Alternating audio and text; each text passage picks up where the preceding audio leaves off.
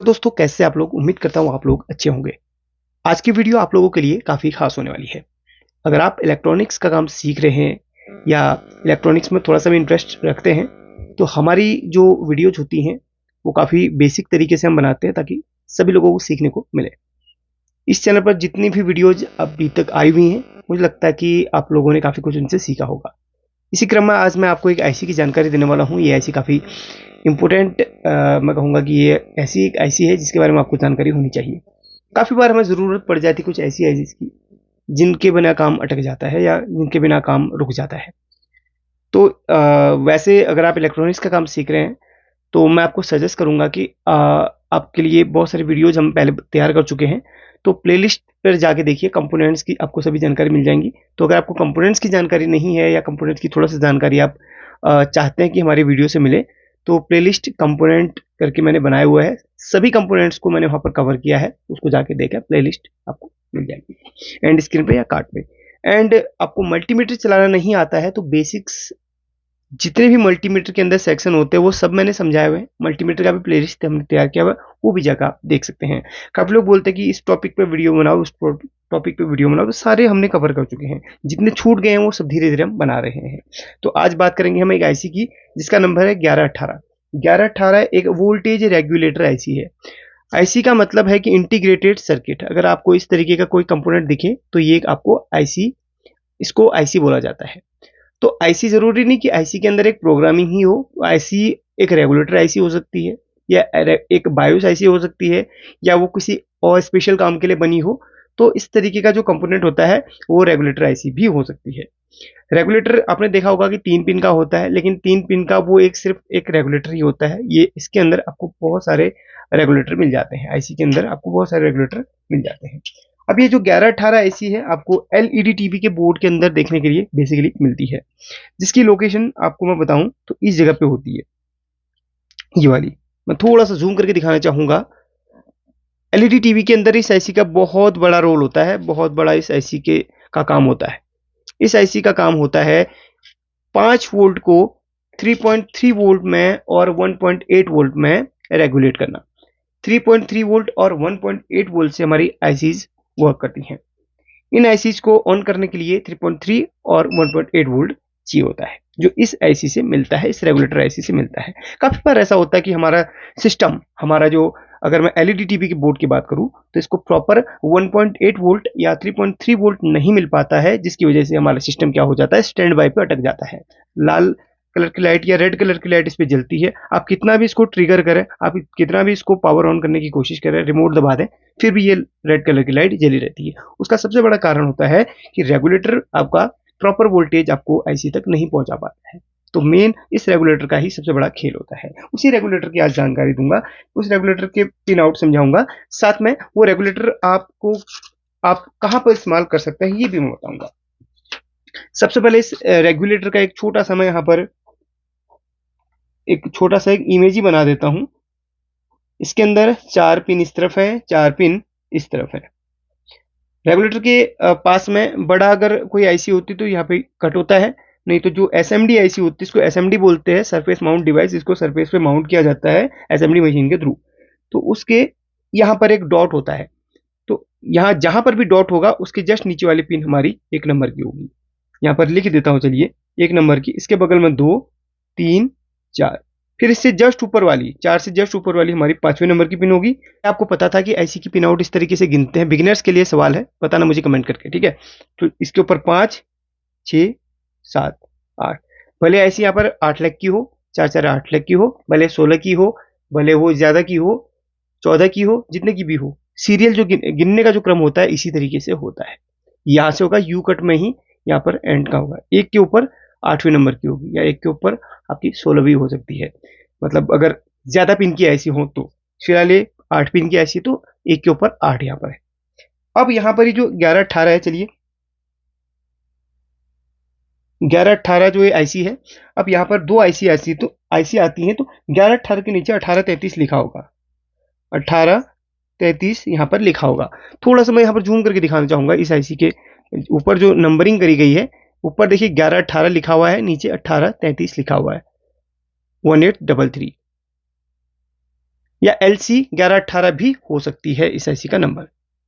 तो यहाँ पर ये इसका नंबरिंग भी है, ये इसका 1118 1833 में लिखा हुआ। 1833 इस तरीके का निशान नहीं होगा, नीचे लिखा होगा। अब यहाँ पर जो इसकी फर्स्ट नंबर की पिन होती है वो होती है हमारी ग्राउंड की, और इसकी जो सेकेंड होती है वो होती है VCC, या जहाँ से वोल्टेज इनपुट करी जाती है, और इसकी थर्ड पिन होती है हमारी ग्राउंड की। चलिए जी लिख देता हूँ, ग्राउंड समझ लीजिएगा। और ये होती है हमारी VCC। असल में यहाँ पर ये अनेबल पिन होती है, बट वैसे इसमें 5 वोल्ट ही इनपुट होती है, 5-7 वोल्ट तक इनपुट होती है। अब इसके जस्ट ऊपर ये जो 5वें नंबर की पिन है, 5वें और 6ठे नंबर की एक साथ मैं कनेक्ट कर देता हूं, तो यहां से हमारा 3.3 वोल्ट निकलता है। अब VCC 5 वोल्ट इसमें लिख लेता हूं, और यहाँ पर 3.3 वोल्ट यहाँ से इन दोनों पिनों से निकलेगा, और इन दोनों से निकलेगा 1.8 वोल्ट। काफ़ी बार हमें ऐसे रेगुलेटर की जरूरत पड़ जाती है, कहीं पर हमें अगर दो रेगुलेटर की जरूरत पड़ती है 3.3 और 1.8 की, तो दो रेगुलेटर न लगा के हम एक IC लगा देंगे, तो हमें यहाँ पर दो आउटपुट मिलेंगे एक ही साथ में, और ये लगभग ज़्यादा एम्पियर भी सहन कर लेती है। नॉर्मल जो रेगुलेटर्स होते हैं वो 1-1.5 एम्पियर में हीट कर जाते हैं, बट ये लगभग 3-4 एम्पियर तक ले लेती है। अब यहाँ पर मैं आपको एक छोटा सा, मैंने IC का एक इस तरीके से सोल्डरिंग करके तैयार किया हुआ है, अभी आपको लाइव दिखाऊंगा। देखो, जैसे आपने आपने किसी सर्किट में इसको लगाना हो, फिलहाल मेरे पास कोई अभी PCB नहीं है जिसमें माउंट करूं, तो फिलहाल ऐसे ही मैंने इसको सोल्डरिंग कर दिया है ताकि आपको आउटपुट इसका दिखा सकूं। तो फर्स्ट पिन इसकी ग्राउंड की मैंने एक वायर जोड़ी है, फर्स्ट के साथ में थर्ड नंबर की पिन को नीचे से जंपर करके ग्राउंड में जोड़ दिया है, और सेकेंड और फोर्थ को इस तरीके से जंपर कर लिया है। अब यहाँ से हम आउटपुट चेक करेंगे, तो इस तरीके से मैंने इसको किया हुआ है। अब यहाँ पर पहले आपको इस सर्किट में दिखाता हूँ। इस सर्किट में इसको देखिए, फर्स्ट पिन इसकी ग्राउंड की होगी, तो ये मल्टीमीटर मैं अच्छा, मैं इस मल्टीमीटर का वीडियो पहले बना चुका हूँ। ये मल्टीमीटर नहीं, एक बहुत खूबसूरत एक डिवाइस है, खूबसूरत तो कहूँगा सिर्फ एक नाम का है, लेकिन भाई इसकी जो काम है नेक्स्ट लेवल है। ये मल्टीमीटर के साथ में सिग्नल जनरेटर और DSO का भी काम करता है। तो फिलहाल अभी मल्टीमीटर का इसके वीडियो बना चुका हूँ 2 दिन पहले, देख लेना। तो अभी मैं इसको बजर मोड पे लेके आया हूँ, तो इसकी फर्स्ट और थर्ड नंबर की पिन पे हमें ग्राउंड मिलना चाहिए। ये ग्राउंड, ये पूरा पार्ट अपना ग्राउंड का होता है। तो फर्स्ट ये देखिए, एक सेकेंड, हाँ ये इस तरीके से इसकी पिन आउट है। हाँ, ये फर्स्ट नंबर की पिन है जिसमें हमें ग्राउंड मिल रहा है, थर्ड में ग्राउंड मिल रहा है, और सेकेंड पे, और इस पे 5 वोल्ट आती है कहाँ से, इधर से कोई एक, और एक रेगुलेटर और होगा जो 5 वोल्ट इसको दे रहा होगा। तो चलिए इस पे हम देखते हैं, मे बी ये रेगुलेटर हो सकता है जहाँ से 5 वोल्ट ये प्रोवाइड इसको कर रहा है, या ये वाला हो सकता है, कोई ना कोई रेगुलेटर ऐसा होगा जो इसको 5 वोल्ट दे रहा होगा। हाँ, ये वाला रेगुलेटर है जो इसको 5 वोल्ट यहाँ से दे रहा है।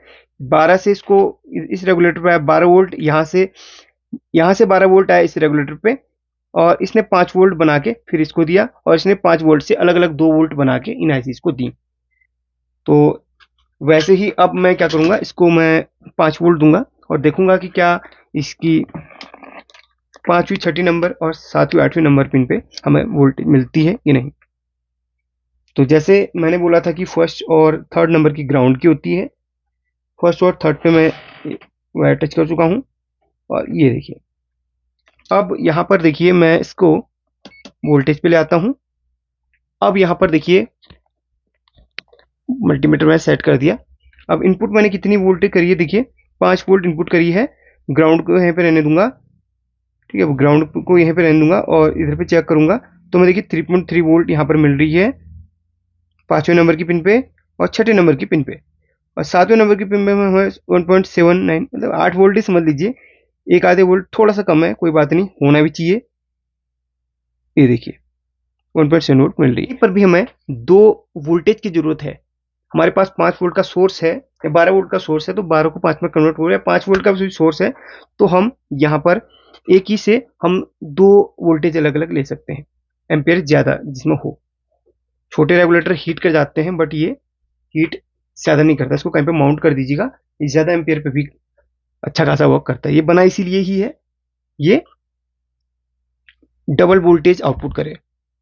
तो इसको आप कई जगह पे इस्तेमाल कर सकते हैं। जैसे कि हमारा जो छोटा सा डीटीएच का कार्ड होता है, उसको 3.3 वोल्ट भी चाहिए होती है, 1.8 वोल्ट भी चाहिए होती है, तो वहां पर इस्तेमाल कर सकते हैं। और कई सारे ऐसे सर्किट होते हैं जहां पर डबल वोल्टेज पर, तो ड्रोन का एक छोटा सा सर्किट मैंने रिपेयर किया था ना, तो वहां पर भी जरूरत इसकी पड़ जाती है। भले ही वो सर्किट पे कोई ऐसी इसकी रेगुलेटर ऐसी जो खराब हो गई हो, वो हटाकर इसकी जगह पर इसको लगा लीजिएगा, लेकिन इसको कहीं पे दूसरी जगह पे माउंट करके इसकी वायरिंग वहां पर जंपर करके देनी पड़ेगी। तो ये फायदा इसका है। आई होप कि इसकी जानकारी आपको अच्छी तरीके से समझ में आ गई होगी। और ऐसे बहुत सारी आईसीज हैं जिनके बारे में आपको बताऊंगा, जिनके फायदे आपको बताऊंगा, जिनके पिन आउट आपको समझाऊंगा, जिससे आपको काफ़ी हेल्प मिलेगी रिपेयरिंग में। क्योंकि बहुत सारी आईसीज हैं जिनके बदले हम उनको लगा सकते हैं, लेकिन हाँ थोड़ा सा फेरबदल हमें सर्किट पे करनी पड़ सकती है, वो आप कर सकते हैं। चलिए, टेक केयर। ऐसी वीडियोस देखने के लिए इस चैनल को थोड़ा सपोर्ट कीजिए। और हाँ, प्लेलिस्ट पे देख लेना, मल्टीमीटर चलाना, और आप कंपोनेंट को सारा डिटेल समझ जाएंगे। ठीक है, थैंक यू।